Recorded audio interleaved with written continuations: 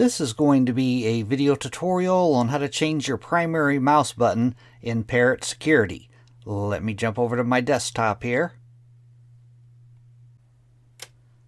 I am on my desktop now.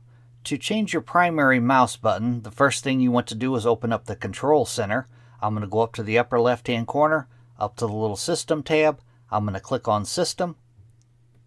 Then I'm going to go down to where it says Control Center. And I'm going to click on Control Center. Now in the dialog box that opens up, in the hardware section, right over here is mouse. You want to click on mouse.